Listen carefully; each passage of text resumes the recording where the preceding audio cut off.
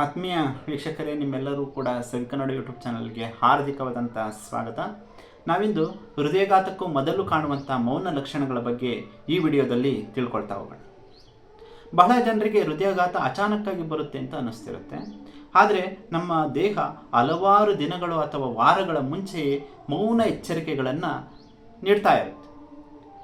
ಯಾವೆಲ್ಲ ಆ ಲಕ್ಷಣಗಳನ್ನು ನೀಡುತ್ತೆ, ಆ ಲಕ್ಷಣಗಳು ಏನು ಅನ್ನೋದನ್ನು ಈ ವಿಡಿಯೋದಲ್ಲಿ ನೋಡ್ತಾ ಹೋಗೋಣ. ಹೃದಯಕ್ಕೆ ರಕ್ತ ಸರಿಯಾಗಿ ತಲುಪದೆ ತಡೆಯಾದಾಗ ಹೃದಯಘಾತ ಉಂಟಾಗುತ್ತೆ. ಕೆಲವೊಮ್ಮೆ ಲಕ್ಷಣಗಳು ತುಂಬ ಸಣ್ಣದಾಗಿರ್ತವೆ ಮತ್ತು ಜನರು ಅದನ್ನು ಗಮನಿಸದೇ ಇಲ್ಲ. ಜನರು ಆ ಲಕ್ಷಣಗಳನ್ನು ಗಮನಿಸೋದಿಲ್ಲ. ಆ ಮುಖ್ಯ ಲಕ್ಷಣಗಳನ್ನು ಯಾವುವು ಅನ್ನೋದನ್ನು ನೋಡೋಣ. ಮೊದಲನೇ ಲಕ್ಷಣ ಎದೆಯ ಭಾಗದಲ್ಲಿ ಅಸಹಜತೆ. ಎದೆಯ ಭಾಗದಲ್ಲಿ ಒಂಥರ ಡಿಸ್ಕಂಫರ್ಟ್ ಆಗ್ತಾ ಇರುತ್ತೆ. ಎಲ್ಲ ಹೃದಯಘಾತಗಳಲ್ಲೂ ತೀವ್ರ ಎದೆ ನೋವು ಇರೋಲ್ಲ. ಕೆಲವರಿಗೆ ಎದೆ ಒತ್ತಡ ಅನಿಸುತ್ತೆ, ಭಾರ ಅನಿಸುತ್ತೆ, ಸ್ವಲ್ಪ ಬಿಗಿತ ಉಂಟಾಗ್ತಿರುತ್ತೆ, ಹಾಗೆ ಉರಿ ಅಥವಾ ಒತ್ತಿ ಹಿಡಿದಂಥ ಅನುಭವ ಆಗ್ತಿರುತ್ತೆ. ಇದು ಬರ್ತಾ ಹೋಗ್ತಾ ಇರ್ಬೋದು. ಎರಡನೇ ಲಕ್ಷಣ ಅತಿಯಾದಂತಹ ದಣು.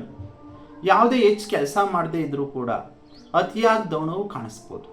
ಸರಳ ಕೆಲಸನೂ ಕೂಡ ಕಷ್ಟ ಆಗುವಂತೆ ಅನ್ನಿಸ್ತಾ ಇರುತ್ತೆ.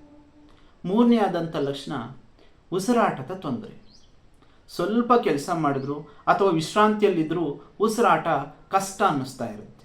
ಹೃದಯ ಸರಿಯಾಗಿ ಕೆಲಸ ಮಾಡಿದ ಸೂಚನೆ ಇದಾಗಿರುತ್ತೆ. ನಾಲ್ಕನೆಯ ಲಕ್ಷಣ ದೇಹದ ಬೇರೆ ಬೇರೆ ಭಾಗಗಳಲ್ಲಿ ನೋವಾಗುತ್ತೆ. ಉದಾಹರಣೆಗೆ ಕೈ ಭಾಗದಲ್ಲಿ, ಕುತ್ತಿಗೆ ಭಾಗದಲ್ಲಿ, ದವಡೆ, ಬೆನ್ನು ಭಾಗಗಳಲ್ಲಿ ನೋವಾಗ್ಬೋದು. ಇದು ಒಂದು ಕಡೆಯಿಂದ ಕೈಗಳು, ದವಡೆ, ಕುತ್ತಿಗೆ, ಭುಜ ಅಥವಾ ಬೆನ್ನಿಗೆ ಕಡೆಗೆ ಹರಡ್ತಾ ಹೋಗ್ಬೋದು. ಕೆಲವರಿಗೆ ಎದೆ ನೋವಿಲ್ಲದೆ ಕೈ ಅಥವಾ ದವಡೆ ನೋವೇ ಕಾಣಿಸ್ಬೋದು. ಇದು ಕೂಡ ಹೃದಯಘಾತದ ಮುನ್ನೆಚ್ಚರಿಕೆ ಆಗಿರ್ಬೋದು. ಐದನೆಯಂಥ ಪ್ರಮುಖವಾದಂಥ ಲಕ್ಷಣ ಅಂದರೆ ಅತಿಯಾದ ಬೆವರು. ವಾತಾವರಣ ತಂಪೇ ಇರುತ್ತೆ, ಯಾವುದೇ ವ್ಯಾಯಾಮ ಮಾಡ್ತಾ ಇರಲ್ಲ ಅಥವಾ ಬಿಸಿಲಲ್ಲಿ ಓಡಾಡ್ತಾ ಇರಲ್ಲ, ಇದ್ದಾಗೆ ಹಾಗೆ ಬೆವರು ಉಂಟಾಗ್ತಾ ಇರೋದು.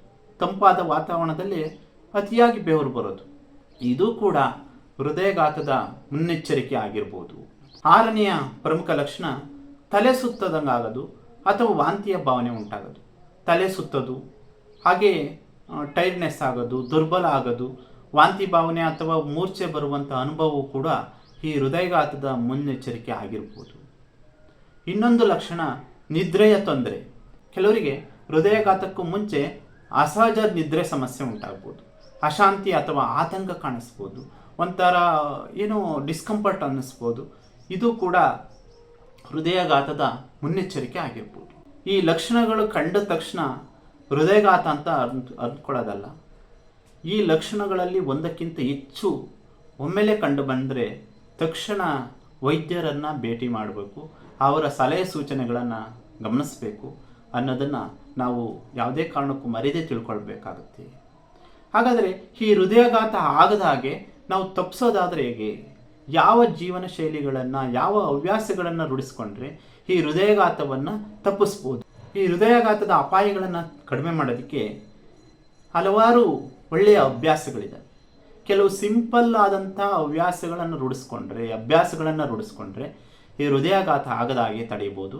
ಮೊದಲನೇದಾಗಿ ನಿಯಮಿತವಾದಂಥ ವ್ಯಾಯಾಮ ಮಾಡೋದು.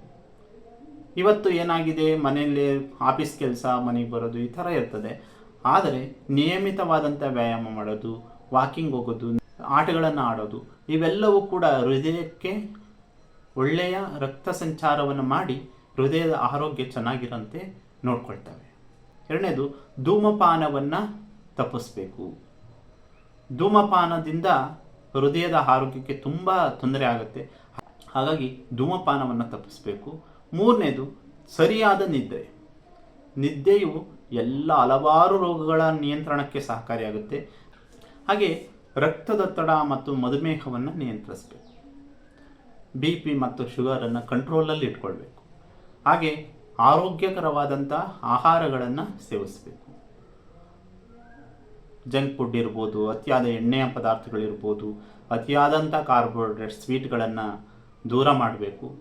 ಆರೋಗ್ಯಕರವಾದಂಥ ಆಹಾರಗಳನ್ನು ಸೇವನೆ ಮಾಡೋದು ಹೃದಯಘಾತವನ್ನು ತಪ್ಪಿಸೋದಕ್ಕೆ ಸಹಕಾರಿಯಾಗುತ್ತೆ. ಹಾಗೆ ಇನ್ನೊಂದು ಒತ್ತಡವನ್ನು ಕಡಿಮೆ ಮಾಡಬೇಕು. ಇವತ್ತಿನ ಒತ್ತಡ ಜೀವನ ಶೈಲಿನೇ ಕೂಡ ಹೃದಯಾಘಾತಕ್ಕೆ ಕಾರಣ ಆಗ್ತಾ ಇದೆ. ಹಾಗಾಗಿ ಒತ್ತಡವನ್ನು ಸ್ಟ್ರೆಸ್ಸನ್ನು ಕಡಿಮೆ ಮಾಡಿದ್ರೆ ಹೃದಯಾಘಾತ ಆಗೋದನ್ನು ತಪ್ಪಿಸ್ಬೋದು ಅಂತ ಹೇಳ್ಬೋದು.